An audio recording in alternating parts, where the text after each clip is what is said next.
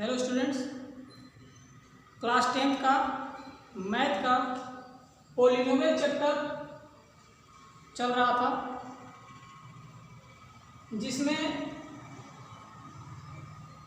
Theory जो है कि बताए थे। आज एक्सरसाइज करेंगे 2.2। एनसीईआरटी का एक्सरसाइज है 2.2। इसके कुछ क्वेश्चंस मैं बता दे रहा हूँ और कुछ क्वेश्चंस आप लोग ट्राई करेंगे।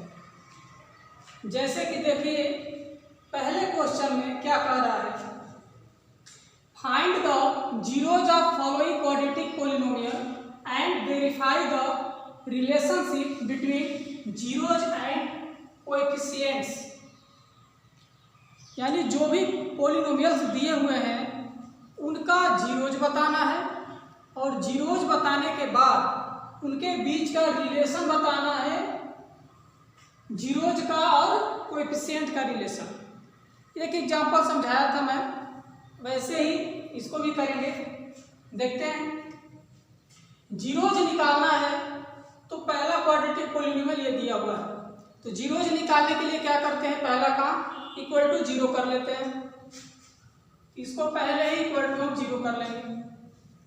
इसके बाद फैक्टराइजेशन, इसको फैक्टराइज करेंगे।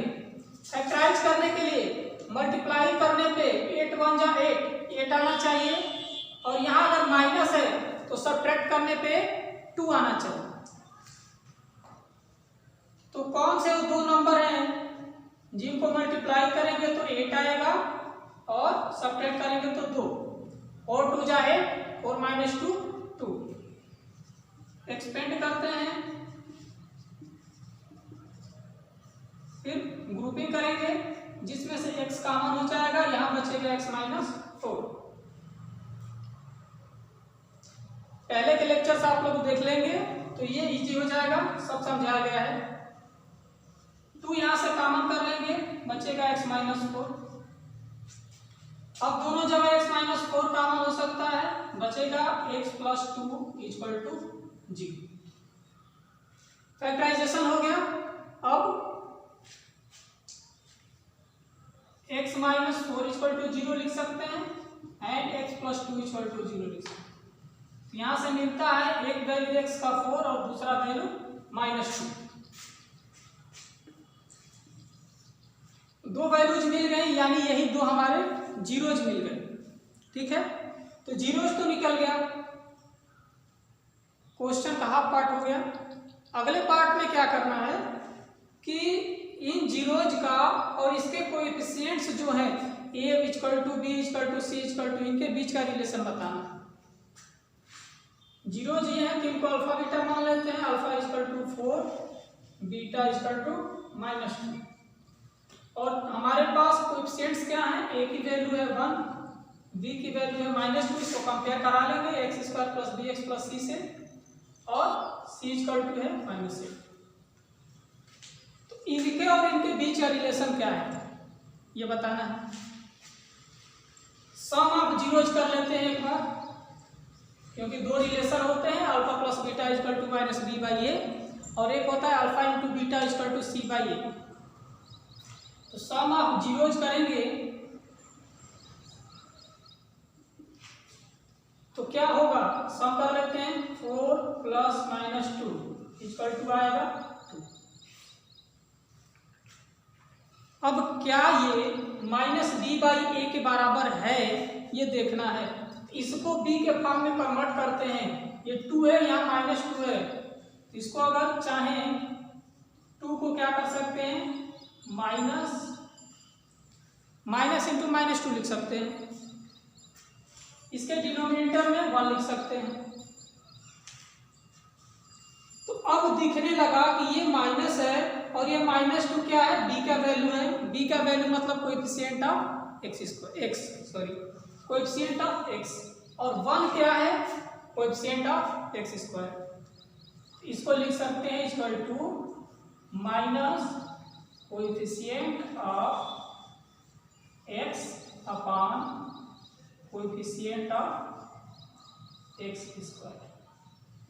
देखिए, या तो आप ऐसे कर लीजिए, कन्वर्ट कर लीजिए उस फॉर्म में, फिर इसको दिखाइए, या फिर ऐसे भी कर सकते हैं एक बार सम निकाल लिया 2 आ गया, एक बार minus coefficient of x upon coefficient of x square, इसकी वैल्यू निकाल लेंगे, इसकी वैल्यू निकाल लेंगे। माइनस कोएफिशिएंट ऑफ x कितना है -2, कोएफिशिएंट ऑफ x स्क्वायर कितना है 1, वैल्यू क्या आ रही है 2।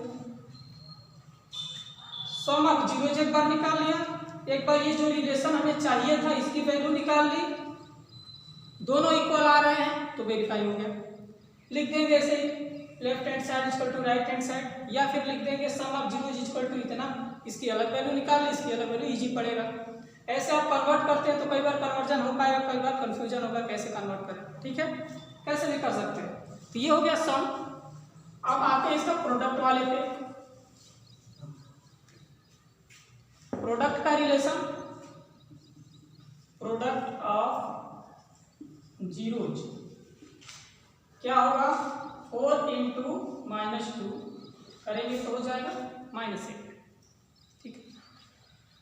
फिर निकाल लेंगे प्रोडक्ट ऑफ जीरोज होता क्या है, coefficient constant term upon constant term upon coefficient of x square, constant term upon coefficient of x square. Constant term क्या है यहाँ पे -8, कोएफिशिएंट ऑफ x स्क्वायर क्या है 1, ये कितना आया -8। यानी कि इसकी प्रोडक्ट की वैल्यू और ये रिलेशन जो आपको जो रेशियो जो रहता है कांस्टेंट टर्म और कोएफिशिएंट का, कोएफिशिएंट ऑफ x स्क्वायर का, इसका रेशियो और ये प्रोडक्ट दोनों सेम आ रहे हैं, इसका मतलब वेरिफिकेशन हो गया। इसको लिख लेंगे, इसलिए कह सकते हैं कि product of zeros equal to constant term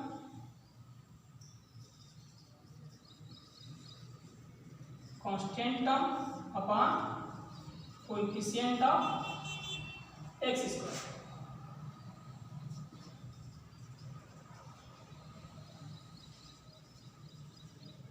okay, ऐसे शो कर सकते हैं, ठीक है।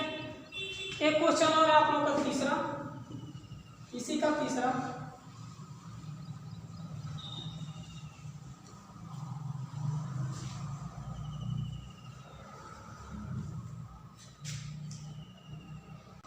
Third 6x square -3 -7x। इसमें थोड़ा आगे पीछे लिख दिया है, 3 को पहले 7x बाद में। इसको भी इक्वल टू 0 कराएंगे, पहला स्टेप यही है। हमें x वाला पहले चाहिए, 6x square -7x -3 equal to 0, ठीक है। अब यहाँ मल्टीप्लाई करने पे 6 3 जा 18 आना चाहिए और सब्ट्रैक्ट करने पे 7 आना चाहिए, तो 9 2 जा 18 और 9 - 2 7। तो बिल्कुल वही प्रोसेस है, फिर से फैक्टराइज करेंगे और जैसे रिलेशन अभी शो किया वैसे ही शो कर लेंगे। बस इसमें ध्यान ये देना था, इसको सीधा कर लेना था, उसके बाद जैसे करना है सॉल्व करेंगे। थर्ड वाले में देखिए, फिफ्थ वाले में देखिए, जो 3 क्वेश्चन आप छोड़ रहे हैं उसको आप लोग ट्राई करिएगा। 3 क्वेश्चन मैं बता दे रहा हूँ। t स्क्वायर -15, इसको बताना है ऐसे ही, इक्वल टू क्या कर लेंगे 0 कर लिए। अब t की वैल्यूज निकालनी है, t स्क्वायर इक्वल टू 15, अगर दूसरे तरफ जाएगा तो माइनस है तो प्लस हो जाएगा, एंड t इक्वल टू अब निकालना है तो रूट में 15 हो जाएगा और यहाँ प्लस और माइनस लग जाएगा। ये प्लस और माइनस जब भी हम किसी चीज का स्क्वायर रूट निकालते हैं तो प्लस या माइनस लगा लेते हैं, उसकी वैल्यू प्लस भी हो सकती है और माइनस भी हो सकती है। अब सम ऑफ जीरोज निकालते हैं। हमारे पास 2 जीरोज हैं, देखने से एक ही दिख रहा है, एक बार प्लस वाली वैल्यू ले लेंगे और एक बार माइनस वाली वैल्यू ले लेंगे, तो 2 वैल्यूज हो गई, वही वैल्यूज 2 हो जाएंगी। सम ऑफ जीरोज यानी अल्फा प्लस बीटा, तो √15 प्लस -√15 इक्वल टू 0। ये हो गया सम। अब सम ऑफ जीरोज का रिलेशन किसके साथ क्या होता है, फार्मूला क्या होता है, minus of coefficient of x upon coefficient of x square, तो माइनस कोएफिशिएंट ऑफ एक्स, यहाँ पे टी है, यहाँ टी लिख लेंगे, T square.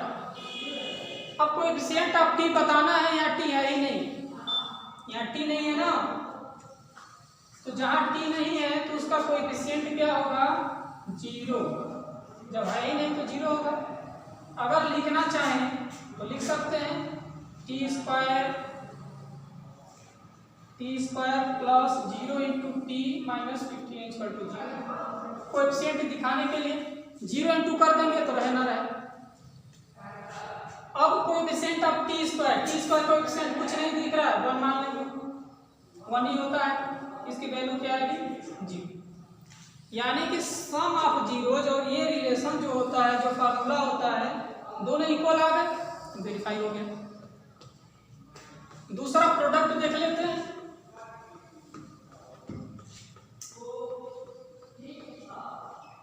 Product of zeros √15 into minus of √15, multiply कराएंगे तो क्या हो जाएगा, -15। रूट का रूट के साथ जब मल्टीप्लिकेशन होगा सेम वैल्यू रहेगी तो रूट हट जाता है। √5 इंटू √5 करना है तो रूट हटा दीजिए, सिर्फ 5 हो जाएगा, ठीक है। रूट आप लोग पहले पढ़े होंगे। ऐसे ही यहाँ पे 15 हो जाएगा और माइनस लग जाएगा। ये हो गया प्रोडक्ट। इसका रिलेशन होता है, इसका फार्मूला किसके साथ, constant term upon coefficient of x square. Constant term क्या है, -15। कांस्टेंट टर्म क्या है, -15, और कोएफिशिएंट ऑफ एक्स स्क्वायर क्या है, 1। एक्स की जगह पे टी है तो T square, coefficient of T square क्या है, 1। वैल्यू कितनी आई, -15। यानी कि जो प्रोडक्ट निकाला और जो ये फार्मूले से जो रिलेशन दिखा रहे हैं, दोनों की वैल्यूज क्या है, सेम है, यानी ये वेरिफिकेशन हो गया इसका। तो ऐसे ही करेंगे, बाकी 2-3 क्वेश्चन जो भी है ट्राई करेंगे घर पे। इसका अगला क्वेश्चन सेकंड वाला जो है अगले लेक्चर में बताएंगे। Thank you.